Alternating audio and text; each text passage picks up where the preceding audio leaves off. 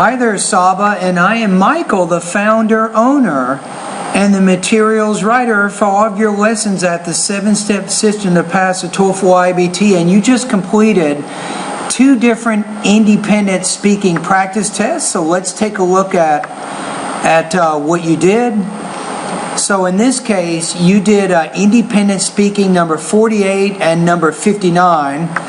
So let's take a look at the question for number 48. So it says, as a manager of a company, which type of employee would you most likely fire? One who cannot get along with other workers, or one who constantly shows up for work late? Either case is bad, right? But if you have to get rid of the one, which one? So use specific reasons and examples to support your choice. As a manager, I would most likely to fire the employee who cannot get along with. As a manager, I would most likely to fire. Be careful. As a manager, I would most likely to fire. No, I would most likely fire. You said would. You have to use the base form of the verb after a modal. You can't use infinitives after that. The employee who cannot get along with other workers than the one who constantly shows up late for work, because the former one would be a bottleneck. It's very crucial to have employees. The former one would be what? Because the former one would be a bottleneck. The former one would be a bottleneck? Yeah, I'm not quite sure how you're using that. It's very crucial to have employees that are willing to work in a team and finish their work on time. For instance, one of my best friends told me that when he applied for Oracle, which is a very reputable software company, the first question Oracle, they do JavaScript, I think, right? Reviewee asked him was his capability to work with a team, collaborate, share ideas about how to solve problems, and lend a hand to other workers, because otherwise the company would not be able to meet its deadlines, and consequently it would lose lots of money. Finding a good. Okay, so the idea here is you would fire a worker who cannot get along with other people, right? So I think overall you had one minor language use issue. There was another word in there, the bottleneck thing. I wasn't exactly sure how you were using that. So that was a language use issue. Overall, though, your topic development, your organization was pretty good. You had a few minor intelligibility issues with the speech itself. So on this one, I think you score in the 3 area, but probably not 26. So I'm going to put you at about 3.16 out of 4, 24 points out of 30 on this particular practice test. Now let's take a look at the next one. So this is independent speaking practice test number 59. So which is more challenging, finding a good job or saving money to buy a nice house? Give reasons and examples to support your response. Finding a good job is more challenging than saving money to buy a nice house, because we can save money if we have a good job. Because job market is very competitive and depends on supply. When you say the word job, a good job, not good job, but good job, job. Finding a good job is more challenging than saving money to buy a nice house, because we can save money if we have a good job.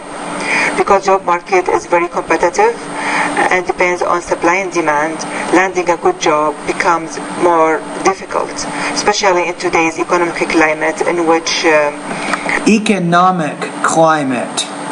Economic climate there, that's a word stress issue. Good job opportunities become very limited.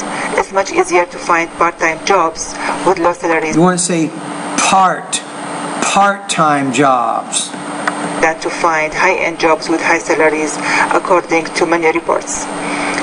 In order to land a good job, people have to have not only excellent education but also good work experience.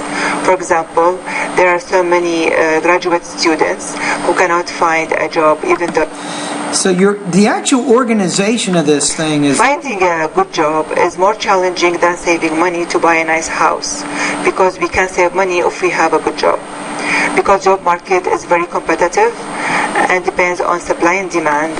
Okay, so the market is competitive. That's a key idea, right? And then you have supply and demand. The beginning of it kind of threw me off. You said, well, in the very beginning you have a statement, then you have your 2 points after that. Finding a good job is more challenging than saving money to buy a nice house, because we can save money if we have a good job. But that doesn't do much to answer the question. We can save money if we have a good job, but that's not where you're focusing. Because job market is very competitive. So you're talking about a competitive market. And depends on supply and demand. And the supply and demand, getting a good job is difficult. Finding a good job becomes more difficult, especially in today's economic climate in which... This is where you're kind of throwing me off here. You probably want to say something like this. First of all, it's difficult to find a good job because of the competitive marketplace we're in right now. Then you give an example to illustrate that point. Then say, second of all, it's also difficult to find a good job because of the law of supply and demand. Then you give an example to support that. Good job opportunities become very limited. It's much easier to find part-time jobs with low salaries than to find high-end jobs with high salaries, according to many reports. In order to land a good job, people have to have not only excellent education but also good work experience. For example... So I don't think you have a strong organization with this one. So on this one, I think you need to do a better job with your topic development. So on this one, the organization is not that great. What you said in the beginning was a little unclear. In the middle of the speech, you didn't refer back to those ideas. There wasn't a coherent, unifying type theme to your speech. So I think you lose points with your topic development on this one. You had some problems with word stress, some problems with the word job. So I'm going to put you right now on this one. I'm going to put you at 2.83 out of 4, 22 points out of 30 on this particular practice test based on what you just did.